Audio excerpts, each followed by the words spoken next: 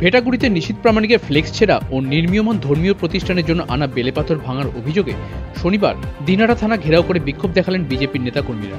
অবিলম্বে দোষীদের গ্রেপ্তারের দাবি তুলেছেন তারা। এদিন মূলত হিন্দু জাগরণ মঞ্চের ব্যানারে এই বিক্ষোভ চলে। পরে দিনহাটা থানায় অভিযোগ দায়ের করা হয়। ভেটাগুড়ি 2 গ্রাম পঞ্চায়েতের উপপ্রধান তথা বিজেপি নেতা দীপক বর্মন বলেন, শুক্রবার রাতে ভেটাগুড়ির জোরফুল এলাকায় যেখানে মন্দির নির্মাণ হচ্ছিল সেখানে একদল দুষ্কৃতী হামলা চালায়। এই ঘটনার জন্য তৃণমূলকেই দায়ী করেছে বিজেপি, যদিও সমস্ত অভিযোগ অস্বীকার করেছে তৃণমূল নেতৃত্ব। ঘটনার তদন্ত শুরু করেছে পুলিশ। আজকে আমরা একটা এফআইআর করলাম যে গত রাত্রে আনুমানিক 7টার দিকে তৃণমূলের কিছু গুন্ডা বাহিনী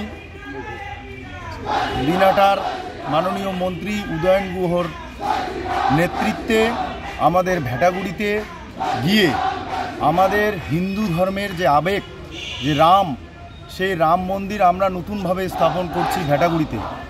সেখানে এই গুন্ডা বাহিনীরা গিয়ে সেখানে রামের যে ফ্লেক্স এবং ফেস্টন এবং যে রাম মন্দির তৈরি করার যে ভাস্কর্য ছিল সেগুলোকে ভেঙে চুরে দেয় এবং বিশেষ সশস্ত্রভাবে এরা ওখানে তাণ্ডব চালিয়ে সোজা দিনহাটার দিকে ফিরে যায়। তারপর আমরা সেই জায়গাটায় এসে অতর্কিতভাবে, আমরা যদি জানতাম তো কালকে একটা ভেটাগুড়িতে বড় ধরনের ঘটনা ঘটে যেত, কিন্তু কালকে তার পরবর্তীতে এসে দেখি এইসব লণ্ডভণ্ড। তারপর আমরা সকলে মিলে সকল হিন্দু জাতি যারা ছিল আমাদের ওখানে সকলেই মিলে আমরা রাস্তা অবরোধ করি এবং সেখানে দিনহাটা থানার আইসি সহ সকলেই গিয়ে আমাদের আশ্বস্ত করে আমরা সেখান থেকে পদ অবরোধ তুলি। তারই পরিপ্রেক্ষিতে আমরা আজকে এখানে আমরা হিন্দু জাগরণ মঞ্চের তরফ থেকে এফআইআর দায়ের করলাম।